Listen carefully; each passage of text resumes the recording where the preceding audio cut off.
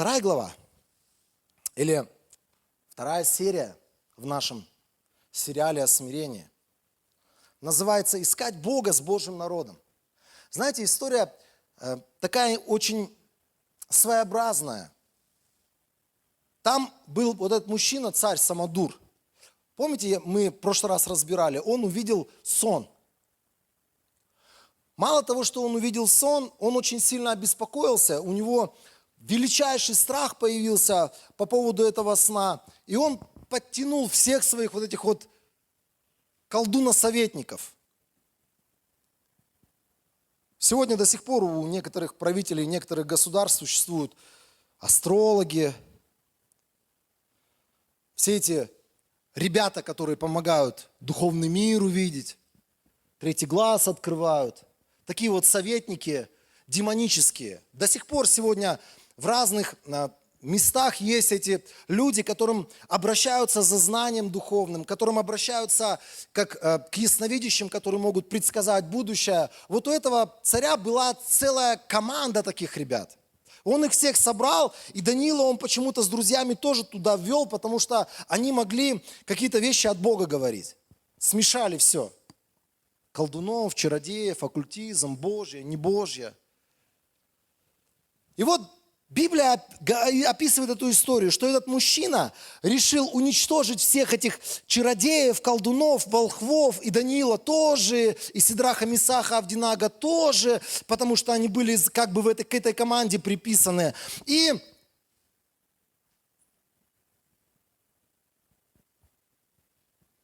Даниил приходит к царю, говорит: подожди убивать, дай нам 1 сутка. Дай нам 1 день, биргун. Нам больше не надо. Мы просто будем искать лицо Божие. Не торопись убивать нас. И он просто просил о милости царя. Давайте дальше прочтем, что там было. Даниил пошел к царю, попросил дать время, чтобы истолковать этот сон. И он вернулся домой. И что сделал? Что он сделал? Лен, что он сделал? Рассказал кому? Давайте еще раз, все вместе, вон там у нас есть место Писания. Даниил сначала пришел к царю, а потом он пошел куда? К друзьям. А кто были эти друзья? Это были люди, знающие Бога, это были люди богобоязненные, такие же, как и он понимал. Вы знаете, что такое смирение?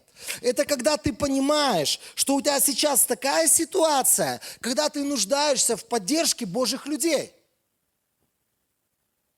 Это не просто: ой, у меня там 200 сомов в ларьке, там долг, давайте помолимся, церковь, давайте помолимся, чтобы мне 200 сомов отдать. Нет, здесь вопрос жизни и смерти.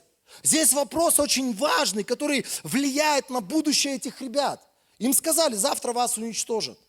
И он не пошел уламывать царя, он не пошел говорить ему: мы тебе еще пригодимся, волхвов убивай, они там оккультисты, козлы последние, мы-то нормальные вчетвером, ребята, мы-то от Бога. Он не пошел так делать, он пошел к своим, в церковь свою. Некоторые говорят: зачем мне церковь? Я дома там смотрю, кого там, кто-то кого-то смотрит. Кто-то за кем-то подсматривает, кто-то российских смотрит, кто-то кыргызских смотрит, кто-то американских смотрит проповедников. Они классные ребята, и они проповедуют классные вещи для своей церкви.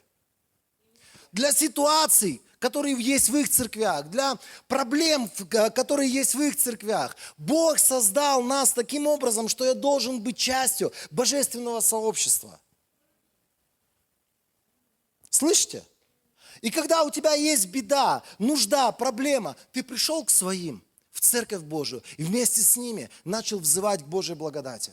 Вместе с ними. Это не значит, что я самоуверенный, я сам все решу, мне никто не нужен. Это не самонадеянный человек, который сидит и говорит: да, что вы там, знаете, вот иногда такое отношение: что там у нас примитивная церковь, примитивное прославление, примитивные проповедники, примитивные... Кто там еще? Кто-то примитивный. А вот там, я смотрю, американцев, крутые ребята. 1 000 000 у них там церковь, $1 000 000 у них там бюджет, да, 8 Маков у них стоит на сцене, 6 барабанщиков сразу играют. Вот я понимаю круть, вот я понимаю уровень. Я тебе могу сказать, мы хоть и примитивные, зато свои. Зато от Бога.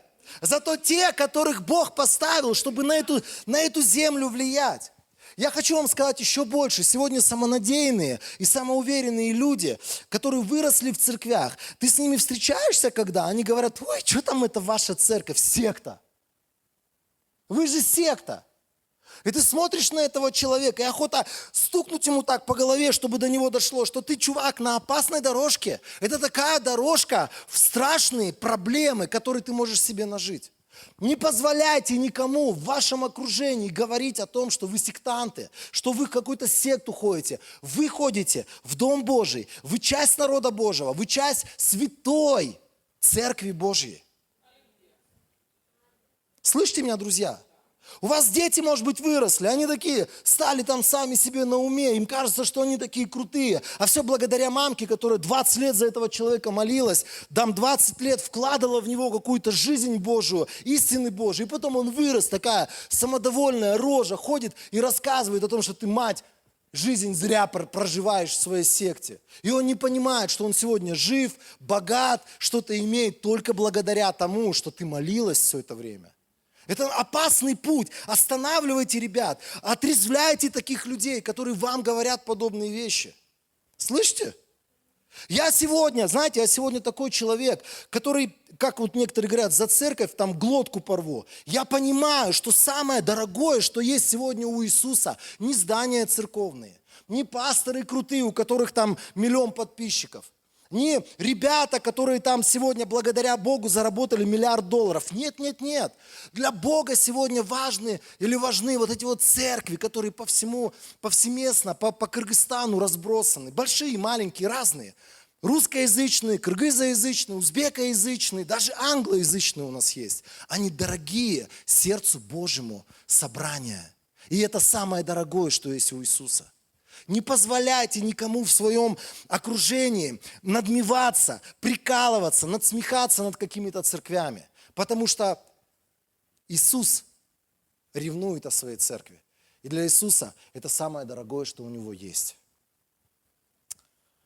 Даниил был умный человек или мудрый человек. В его сердце было полно смирения. Он понимал, что это непосильная ноша для него самого. И он пошел, разделил проблемы со своими друзьями. Он пошел и поделился с ними и сказал, давайте будем молиться, друзья. И ночью а Даниил получил откровение. Вот тоже, знаете, вот такая ремарка маленькая.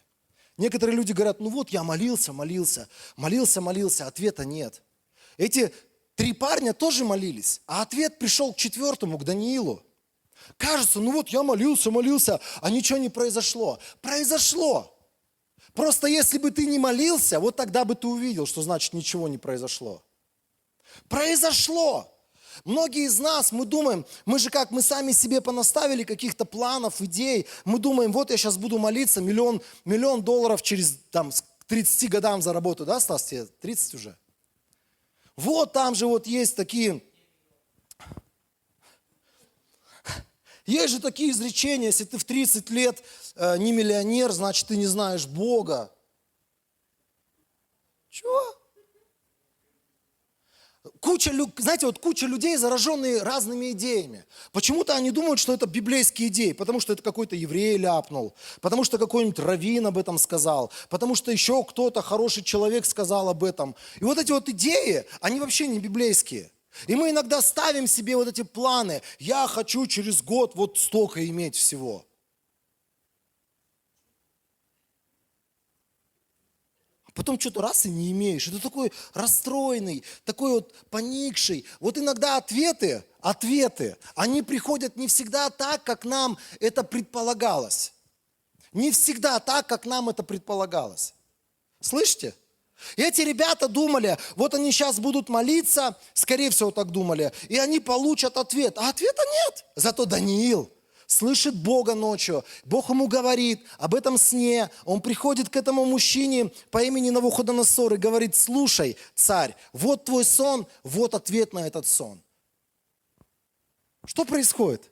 А давайте мы прочтем. Слав, там следующий слайд покажи нам. А что происходит? Тогда царь Навуходоносор пал ниц перед Даниилом, 46 стиха, и повелел почтить его приношениями и возжиганием благовоний. Вчера он еще хотел его убить. Вчера он его хотел порошок стереть вместе со всеми остальными колдунами. А теперь он говорит Даниилу: несомненно, ваш Бог есть Бог богов и владыка царей, открывающий тайны, раз ты смог открыть эту тайну. Там дальше, ну что? Затем царь возвысил Даниила, дал ему множество ценных подарков. Он сделал его правителем всей провинции Вавилон и главой всех ее мудрецов. Даниил попросил царя, и царь поставил Шидраха, Мишаха и Аведнего над делами провинции Вавилон, тогда как сам Даниил остался при царском дворе. Вот это называется: я сейчас смиряюсь, а завтра я вижу благоволение. Царь подтягивает и говорит: слушай, ты будешь вторым в моем царстве. Это называется смирение. Когда я ищу Бога, когда я стремлюсь к Богу, и потом проходит какое-то время, и все ситуации, все обстоятельства, люди, от которых это зависит, или зависят эти обстоятельства, они приходят и говорят: Денис, не знали, кому доверить, вот тебе хотим доверить. Не знали, кому дать, тебе хотим дать. Не знали, для кого там могли открыть, тебе хотим это открыть. Я видел, как благоволение Божие действует, когда ты просто молишься, ты смиряешься пред Богом, и ты говоришь: Бог, куда отправишь, туда поеду. И ты потом слышишь какие-то слова, ты понимаешь, что тебе надо делать какие-то вещи. Ты приезжаешь туда, на ровное место, можно сказать, в чистое поле, и появляется куча людей, которые начинают тебе благотворить, которые тебя не знали, которые вообще, они были далекие от тебя. И эти люди начинают помогать тебе, устроять бизнес, устроять какие-то просто вещи, в которых ты нуждаешься сегодня. Ты никого не просишь. Сам Бог начинает таким образом благословлять тебя. Слышите, друзья? И опять мы видим хэппи-энд. И эта серия заканчивается, как всегда. За смирением следует Божья благодать. Скажи еще раз со мной: за смирением приходит благодать Божия. Так хочется, знаете, здесь у нас большинство молодые ребята, молодые люди. Да даже если ты не очень молодой, тебе еще жить и жить на этой земле. Если мы хотим хорошую жизнь, в хорошем смысле, вот в Божьем смысле хорошую жизнь, это все приходит от смирения. Это все следует за смирением. Давайте третью серию посмотрим.